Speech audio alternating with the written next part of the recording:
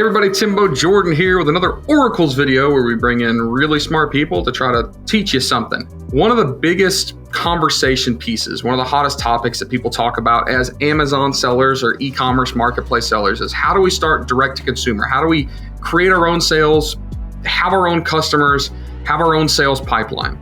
Shopify is really, in my opinion, the easiest way to start that process. It's fairly intuitive, it's fairly simple, and you can actually have your own website selling your own product pretty quickly, but it's not for everybody. I think that too many people think, oh, I'm selling on Amazon, I should immediately sell on Shopify. It's not always the case. While we should be trying to do that, you have to time it correctly and you have to do it correctly. One of the most impactful pieces of information that I've ever got as an Amazon seller about how, when, why, where, and when to sell on Shopify was by the homie Caulen Foster. Caulen lives down in South Florida. He's got a great tan, but he's also a pretty smart dude when it comes to Shopify because that's what he does. He's never been an Amazon seller. He's not an Amazon seller, but he's got a lot of experience working with marketplace sellers like Amazon in putting their products onto Shopify the right way. So I asked him to come on now, and he's going to talk about the biggest mistakes that Amazon sellers make when they're selling on Shopify. So Caulen, it's all you. Thanks, guys. Glad to be here. My name is Caulen Foster, and I am the co-founder and director of product selection over at Brainpower, where we help brands and private label sellers expand from Amazon to Shopify. And today I'm going to be talking about the top 5 mistakes that Amazon sellers make when expanding from Amazon to Shopify. Now, this is an extremely important topic for a lot of you because there's a considerable amount of Amazon sellers that would like to sell on Shopify, but they're not really sure how, they're not sure what to even really start with because it's basically like speaking an entirely new language. And essentially what I want to do is prepare you to understand what that type of expansion is even going to look like for you, what to expect, what are some of the mistakes, all these great things that are really going to give you a lot of knowledge and a lot of valuable insight into how you're going to make the expansion into this new sales channel. So let's go ahead and get started. So the first thing that I want to talk about, the very first mistake that people make when expanding from Amazon to Shopify is not picking the right product. And that's the root of what my role is at Brainpower is I look at the products that all of the brands and private label sellers come to us with and make the determination on whether or not those products are going to make a good option to expand from Amazon to Shopify. So I'm going to give you some of the criteria that I look at when it comes to picking a successful product on Shopify, when it comes to at least from expanding from Amazon. So the first thing that you want to look for in a product is, does it have a unique selling proposition? Now, for those of you who don't know what that is, a USP or a unique selling proposition is what makes your product unique to the marketplace. If you're operating in a competitive landscape like cosmetics or pet products or baby products or something like that, what is it about your product that makes it different? Now, the reason why that's really important is because in most cases, if you're an Amazon seller coming onto Shopify, you're probably going to be using a traffic platform like Facebook or Instagram.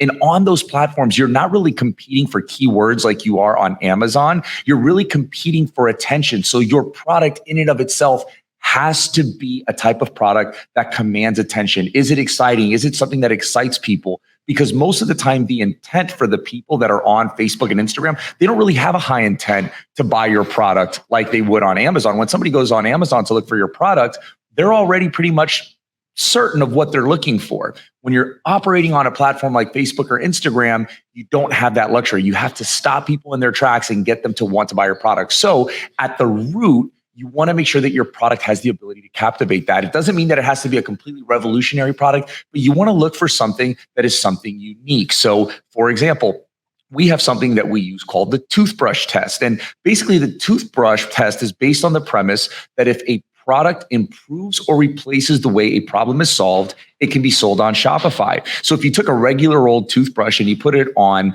Facebook or Instagram, it's probably not going to get that much attention. People have seen toothbrushes. It's not something that they don't see at the grocery store when they go to the drugstore, right? But maybe if you had an electric toothbrush that had a bundle or a water pick and something that kind of gave it a little bit more pizzazz, right? It was like, oh, wow, this is a pretty cool little bundle. That might be something worth testing. But what if you had something like a hands-free toothbrush, right? They do exist if you haven't checked them out, but they do exist. And if you have a hands-free toothbrush, that's something that the marketplace has never seen before, right? Like, or at least it's not a common thing that you would see in the marketplace. So just the product itself would help you to make a little bit more of an impression on your potential consumer. So that's the first thing we look at is a strong, unique selling proposition. Can you captivate attention with your product? So that's the first thing. The next thing we want to look at is how much are you charging for your product? We would call this the average order value or the AOV, right? So if you have a product, let's say you are selling a product and it is only $20, okay?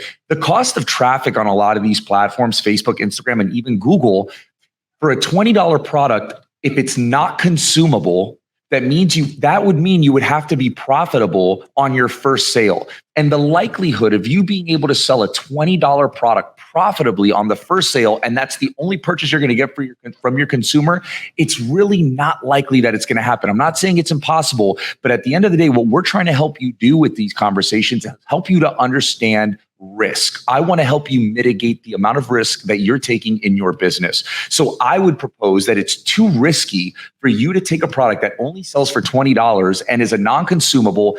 And if you don't have any other products to sell people in the future, it's really not worth the risk because you're going to have to be profitable on the front end on the first purchase with a very small average order value. Even if you have great margins, it's probably going to be tough.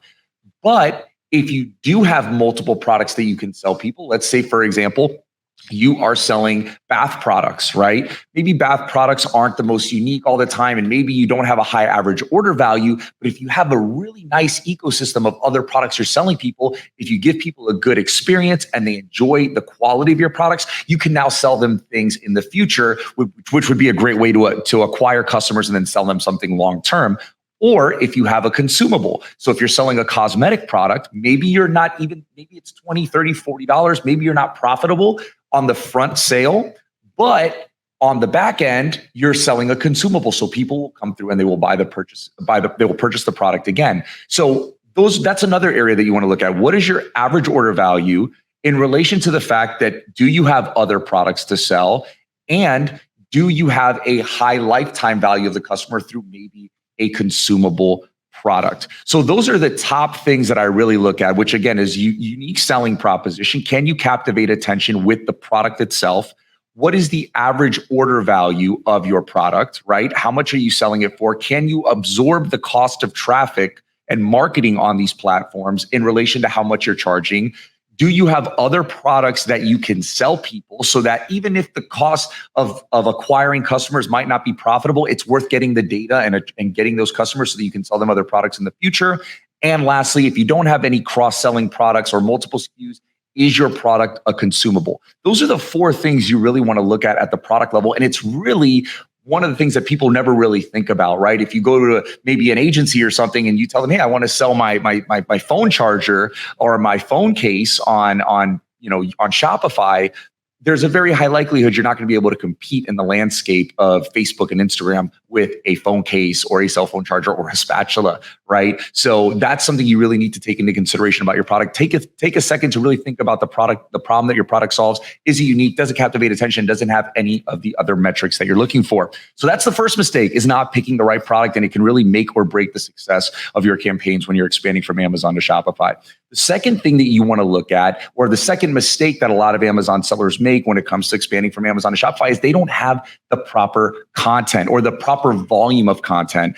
Content is the backbone. It is literally the backbone of any expansion from Amazon to Shopify. And the reason why is because there are so many places that you have to use the content in your Shopify ecosystem. We'll be discussing that topic a little bit further about the ecosystem, but at the root of everything, you need content to fuel any efforts you're going to be making on Shopify. You have to put your content on landing pages. You have to put it in emails. You have to use it for advertising. I'm going to speak about that a little bit more. You have to put it in some of the other functionalities of your website, text message marketing, newsletters, blog. There is no shortage of places where you're going to need content. And to be honest with you, most Amazon sellers that come to us, especially on the private label seller side, a lot of them have A+ content and product photos, but that just won't do it. That just won't be sufficient. You cannot just take a product listing on Amazon, make that your Shopify store, and expect it to convert the same way. The nature of the traffic is different, right? Remember, we discussed in the last, on the first mistake is,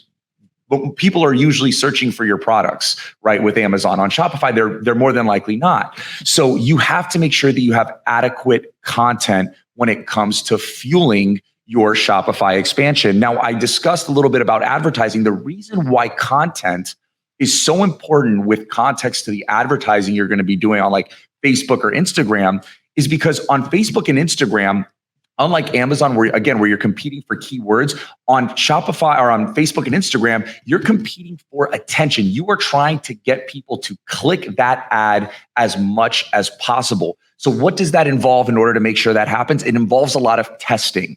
And the only way you can really test different variations of content is to have a pretty deep content library. So there's all different types of content, like user-generated content, basically people doing a box opening or a testimonial or review. You can have GIF images, static images, video images. Videos. There's all different types of content you can use to make sure that you are fueling this ecosystem in a way that makes it so you have the best chance for success. Okay. The third mistake that most people make when they expand from Amazon to Shopify is lacking the proper what we would call digital infrastructure, right? What does your ecosystem look like? I always tell new Amazon sellers or Amazon sellers that are looking to come onto Shopify, there is a big difference between a Shopify store and a Shopify ecosystem. You see, Amazon takes care of a lot of the digital infrastructure for sellers, a lot of the things, emails, customer service, all that great stuff, right?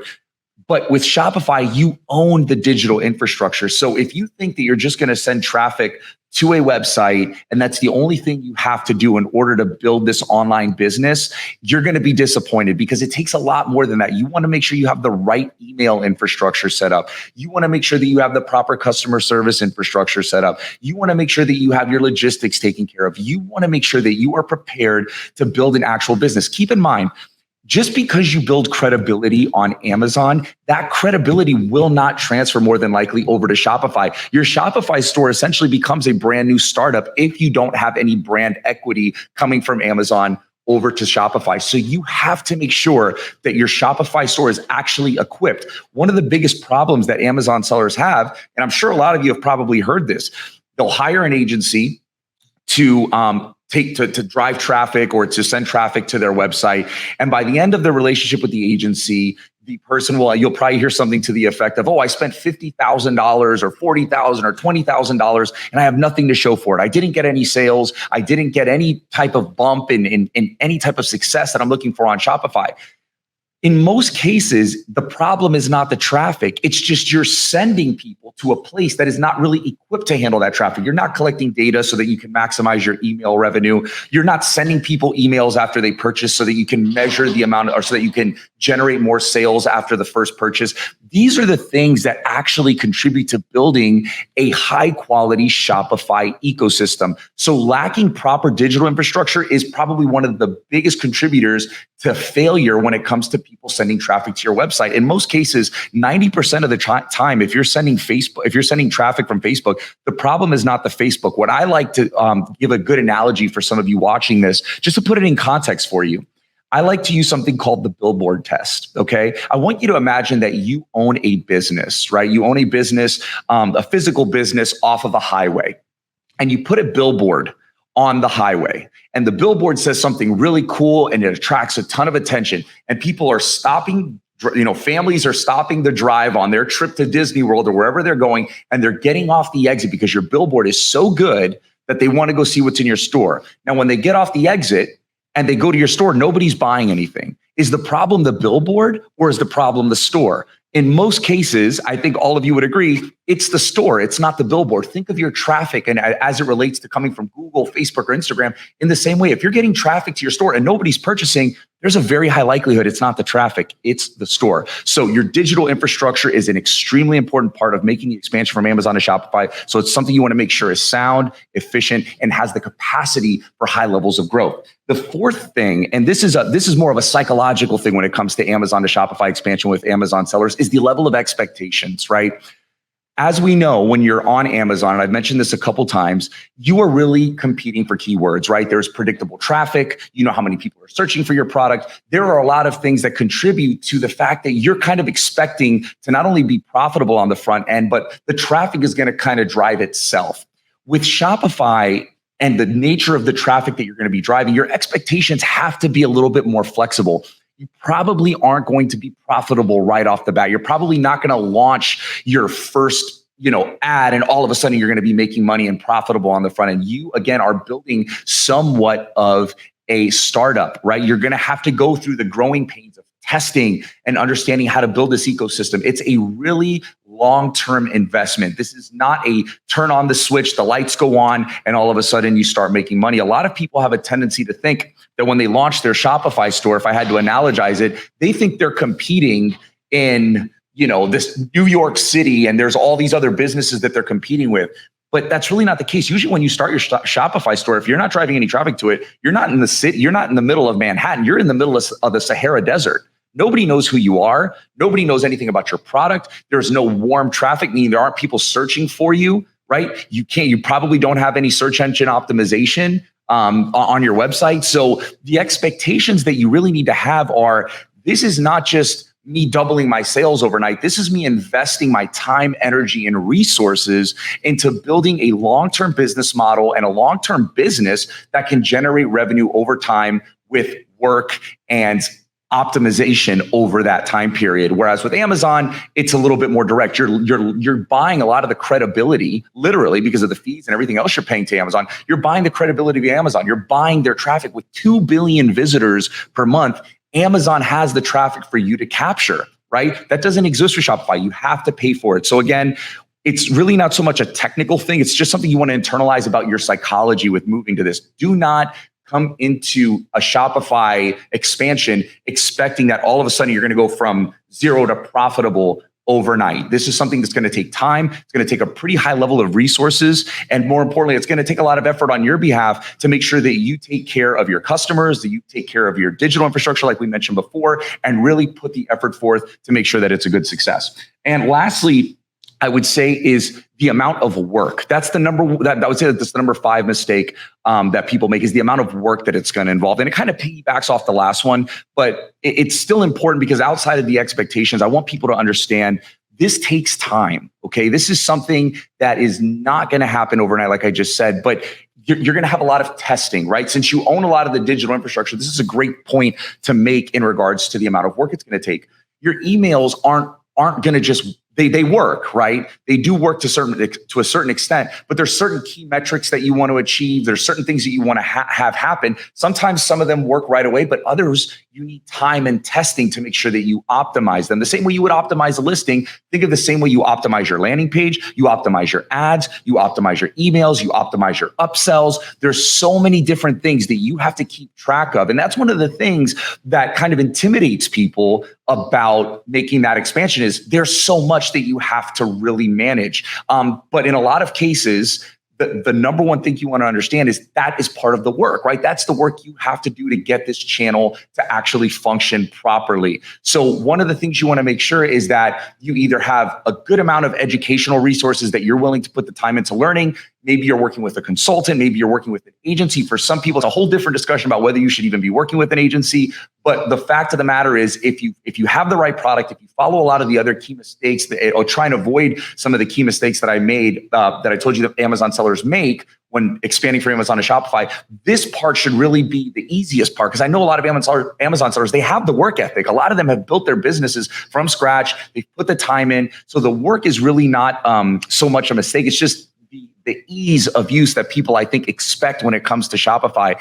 It's actually more difficult than Amazon in a lot of ways. So I think that understanding that if you work hard and you educate yourself on how to leverage this platform properly, you will avoid that mistake of kind of thinking that it's going to be a walk in the park. You're going to turn the lights on and you're going to become a profitable sales channel overnight. So those are the top 5 mistakes that Amazon sellers make when it comes to expanding from Amazon to Shopify. I hope this has helped you. I hope you guys can leverage it and use these tools and this insight to make sure that you make the best choice. Because at the end of the day, a lot of Amazon sellers have a FOMO when it comes to making the expansion for Amazon to Shopify. They feel like they're missing out. They feel like there's just a whole bunch of money that exists that their Amazon business could be making money on. And a lot of the case, it can be true, but there's a lot of cases where it's probably not necessarily the best option. And I hope these mistakes can highlight some areas where your product strengths or weaknesses might exist so that you don't improperly invest time, money, and resources. So I'm happy to share this with you guys, and I hope it helped. Take care.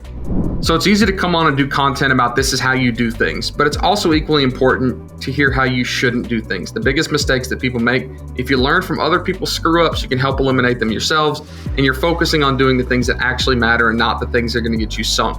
Thanks, Caulen. Thank all of you for listening. Give us a thumbs up, give us a subscribe, share this video if there's any value to other masterminds or communities that you use, and we'll see all of you on the next Oracles video.